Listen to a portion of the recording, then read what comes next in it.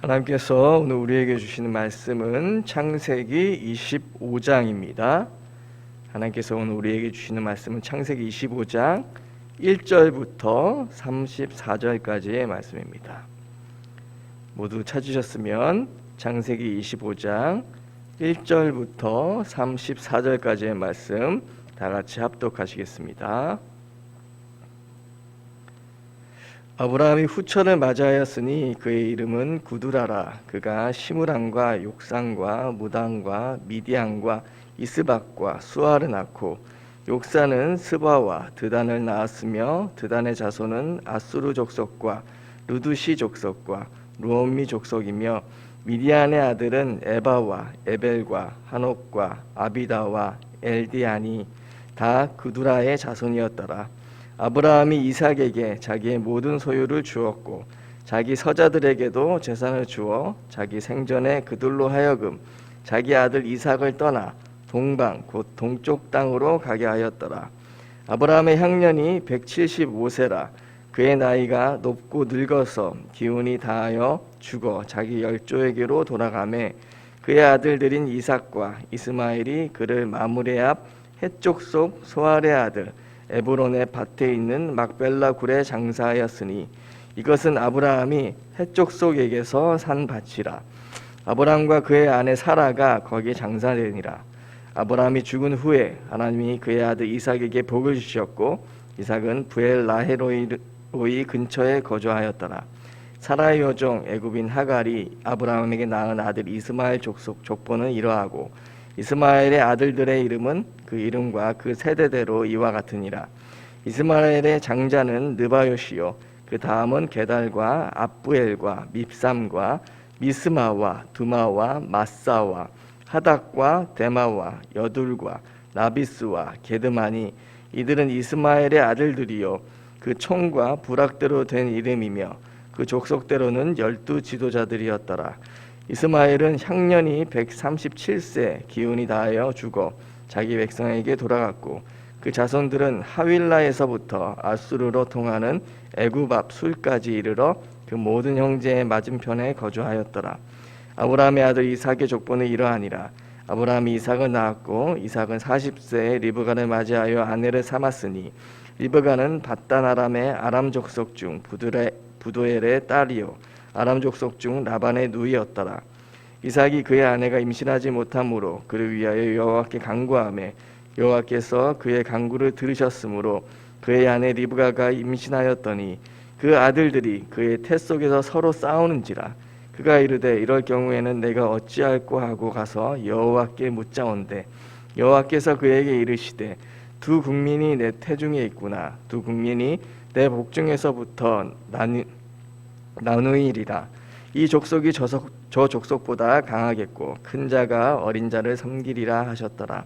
그 해산 기한이 찬즉 태에 쌍둥이가 있었는데 먼저 나온 자는 붉고 전신이 털옷 같아서 이름을 에서라 하였고 후에 나온 아우는 손에서 에서의 발꿈치를 잡았으므로 그 이름을 야곱이라 하였으며 리브가가 그들을 낳을 때 이삭이 60세였더라. 그 아이들이 장성함에 에서는 익숙한 사냥꾼이었으므로 들사람이 되고 야곱은 조용한 사람이었으므로 장막에 거주하니 이삭은 에서가 사냥한 고기를 좋아하므로 그를 사랑하고 리브가는 야곱을 사랑하였더라. 야곱이 죽을 쑤었더니 에서가 들에서 돌아와서 심히 피곤하여 야곱에게 이르되 내가 피곤하니 그 붉은 것을 내게 먹게 하라 한지라. 그러므로 에서의 별명은 에돔이더라. 야곱이 이르되 형의 장자의 명분을 오늘 내게 팔라. 에서가 이르되 내가 죽게 되었으니 이 장자의 명분이 내게 무엇이 유익하리요. 야곱이 이르되 오늘 내게 맹세하라. 에서가 맹세하고 장자의 명분을 야곱에게 판지라. 야곱이 떡과 팥죽을 에서에게 주매 에서가 먹으며 마시고 일어나 갔으니 에서가 장자의 명분을 가볍게 여김이었더라. 아멘. 네, 오늘 창세기 25장은 아브라함이 175세에 죽었다는 이야기로 시작됩니다. 그리고 23장에 아내 사라를 장사하기 위해서 헷족 속에게 산 막벨라 굴에 아브라함도 함께 장사됩니다. 이 사실은 하나님께서 그에게 약속하신 땅의 약속이 성취되는 것을 그가 생전에 보고 죽지는 못하지만 그것을 믿는 믿음의 증거로 그곳에 장사된 것입니다. 하나님께서는 아브라함에게 가나안 땅을 주시겠다고 약속하셨고 하늘의 별과 같은 자손을 약속하셨지만 아브라함은 살아 생전에 자신의 돈으로 주고 산 매장지 막벨라 굴 외에는 가나안 땅의 그 어느 곳도 자신의 땅으로 주장하지 못했습니다. 그리고 노년에 얻은 아들 이삭 외에는 약속의 후손도 보지 못했지만 그는 믿음으로 이삭조차 하나님 앞에 내어드리는 그런 믿음을 보였습니다. 그렇기 때문에 창세기 23장의 말씀처럼 아브라함은 하나님이 자신에게 땅과 후손의 약속을 성취하실 것이라는 것을 믿는 믿음으로 해쪽 속에게서 막벨라 굴을 산 것이었습니다. 그렇게 아브라함은 하나님께서 그에게 하신 약속이 자신의 삶 이후에도 반드시 이루어질 것이라는 믿음을 가지고 있었습니다.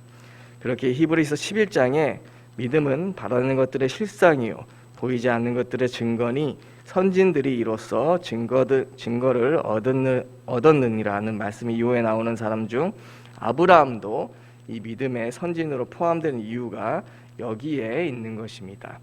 그렇게 성경은 아브라함을 믿음의 조상이라고 우리에게 말해주고 있는 것입니다. 성경이 말하는 참 믿음이란 하나님의 약속을 믿는 것입니다. 어떤 자기 확신이나 신념에 기초하지 않고 하나님의 말씀에 근거한 믿음이 하나님이 원하시는 믿음이라는 것을 이렇게 하나님께서는 아브라함을 통해 성경의 처음 책인 창세기를 통해서 우리에게 계속 말해주고 있는 것입니다. 그리고 오늘 본문 11절에 아브라함이 죽은 후에 그의 아들 이삭에게 복을 주셨고라는 말씀을 통해서 12장에 하나님이 아브라함에게 주신 땅과 후손의 약속이 하나님의 신실함과 아브라함의 믿음을 통해 이루어지는 과정을 우리에게 또한 보여주고 있습니다. 그리고 12절부터 이스마엘의 이야기도 시작되는데 아브라함의 종 하갈과 그의 아들 이스마엘이 그의 집에서 쫓겨날 때 하나님께서는 아브라함에게 이스마엘에 대한 약속도 주셨습니다. 창세기 21장 13절에서는 여종의 아들도 내 씨니 내가 그로 한 민족을 이루겠다고 약속하셨는데 그 약속 또한 이루어진 것입니다. 하지만 여기서 성경이 말하고 있는 것은 아브라함에게 아무리 많은 육신의 자손이 있을지라도 하나님의 나라는 오직 약속의 자손인 이삭을 통해서만 이루어진다는 것도 보여주고 있는 것입니다. 그렇기 때문에 25장의 전반부의 말씀은 하나님이 주신 약속을 전적으로 신뢰함으로 막벨라 굴을 사서 거기에 장사된 아브라함의 믿음에 대해서 또 그와 하신 약속을 신실하게 이루어가시는 하나님에 대해서 말하고 있는 것입니다. 그리고 야곱과 에서의 장자권 이야기가 나오기 바로 전에 이스마엘의 족보에 대해 언급된 것은 결국 하나님의 약속의 성취는 하나님의 택하신 그의 약속을 믿는 자를 통해서만 이루어진다는 것을 알려주고 있습니다. 그리고 드디어 야곱이 태어납니다.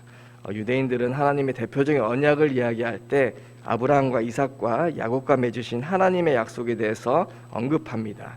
그 이유는 그 3대를 통해서 하나님께서 땅과 후손에 대한 축복을 주셨고 또 이스라엘의 한 나라가 형성되었기 때문입니다. 그런데 이상하게도 하나님께서는 23절에서 큰 자, 즉 형 에서가 어린 자, 바로 야곱을 섬기게 될 것이라고 말씀하십니다.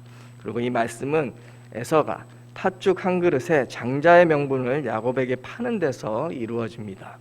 야곱은 장자의 명분을 소중하게 여겼고 에서는 장자의 명분을 가볍게 여겼습니다. 이 뜻은 야곱이 그저 자신의 욕심을 위해서 장자의 명분을 형에게서 속여서 빼앗았다기보다는 그만큼 그것의 가치를 잘 알고 있었다는 것을 의미합니다.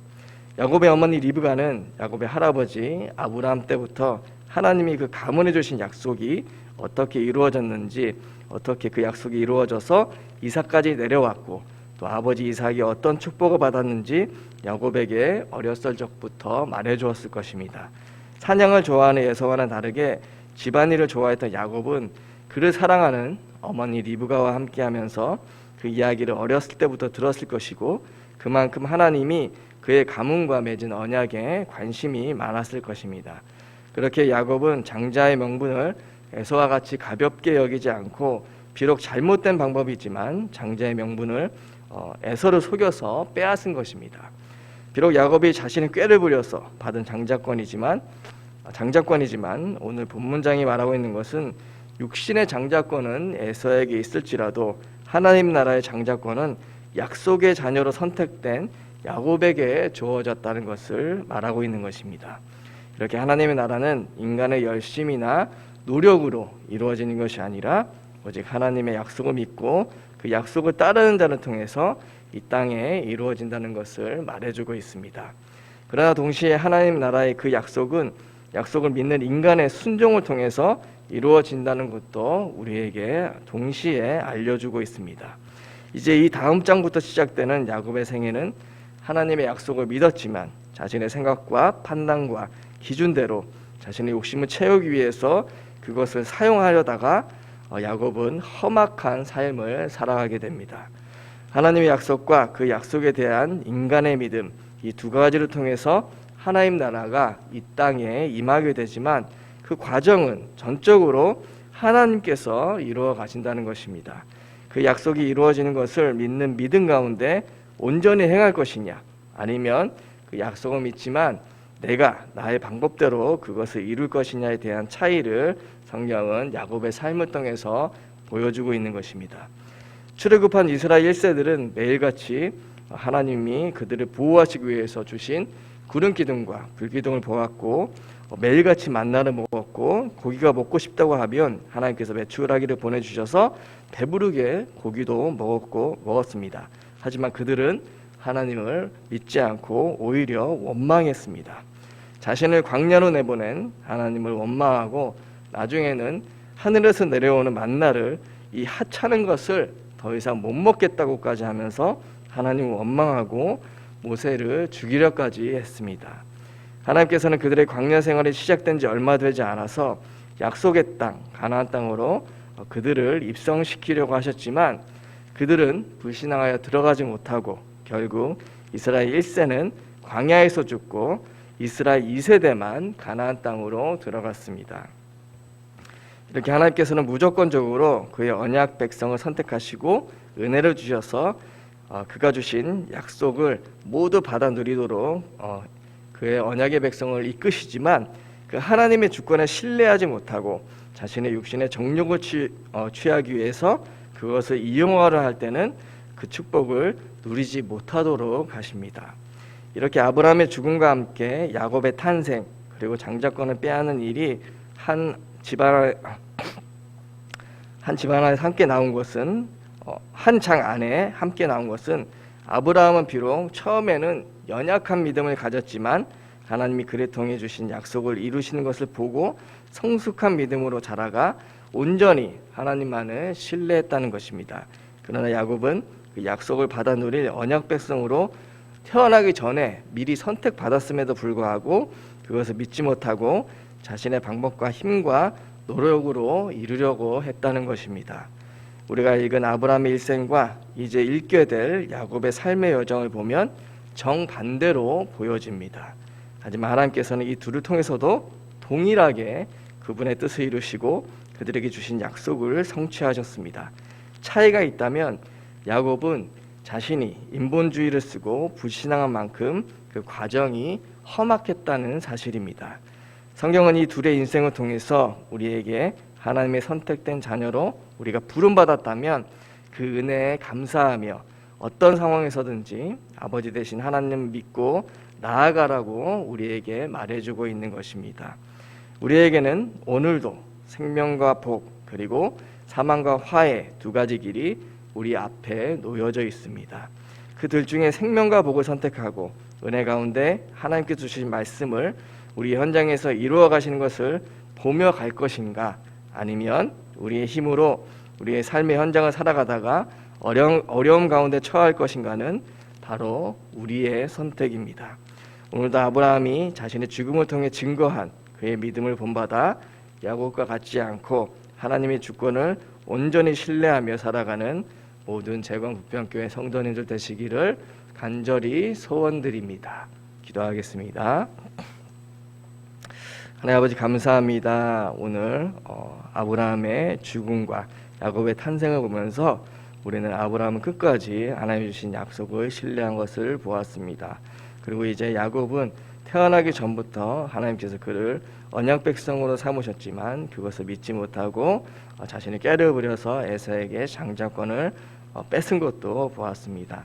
우리의 삶의 현장에서 우리도 하나님의 언약 백성으로 살아갈 때 하나님께서 주일마다 주시는 말씀을 붙잡고 기도하며 우리가 응답받는 삶을 살 것인지, 아니면 그 말씀을 잊어버리고 나의 힘으로 살아가다가 어려운 가운데 처할 것인지는 우리의 선택입니다. 하나님께서 지금도 내려주시는 그 은혜를 우리가 소중히 여기고 오늘도 말씀을 묵상하며 이 말씀을 우리의 삶의 현장에서 성취하시는 하나님만을 온전히 신뢰하며 나아가는 우리가 되게 하여 주시옵소서. 예수 그리스도의 이름으로 기도드리옵나이다. 아멘. 하늘에 계신 우리 아버지의 이름을 거룩하게 하시며 아버지의 나라가 오게 하시며 아버지의 뜻이 하늘에서와 같이 땅에서도 이루어지게 하소서. 오늘 우리에게 일용할 양식을 주시고 우리가 우리에게 잘못한 사람을 용서하여 준 것 같이 우리 죄를 용서하여 주시고 우리를 시험에 빠지지 않게 하시고 악에서 구하소서. 나라와 권능과 영광이 영원히 아버지의 것입니다. 아멘.